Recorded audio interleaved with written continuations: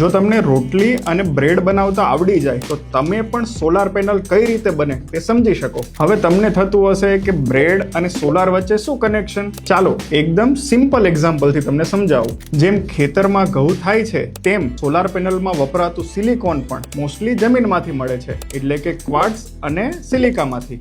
હવે આ સિલિકોનને ખૂબ પ્યોરિફાઈ કરીને બનાવાય છે પ્યોર સિલિકોન. પછી આ પોલિસિલિકોનને મેલ્ટ કરીને એક મોટો સોલિડ બ્લોક બનાવાય છે, જેને કહેવાય છે ઇનગોટ. અને તમે જેમ બ્રેડના લોફમાંથી પતલી સ્લાઇસ કરો છો એવી જ રીતે આ ઇનગોટમાંથી અલ્ટ્રા થિન સ્લાઇસીસ કટ કરવામાં આવે છે, જેને કહેવાય છે વફર્સ. હવે આ વફર્સ પર સ્પેશિયલ કેમિકલ અને ઇલેક્ટ્રિકલ પ્રોસેસ થાય છે અને તે બની જાય છે સોલાર સેલ્સ, જે સનલાઇટને ઇલેક્ટ્રિસિટીમાં કન્વર્ટ કરે છે. અને આવા ઘણા બધા સેલ્સને કનેક્ટ કરીને બને છે એક આખી સોલાર પેનલ. આવી સિમ્પલ રીતે રોજ વપરાતા એક્ઝામ્પલથી તમે પણ રિન્યુએબલ એનર્જીને સમજી શકો છો.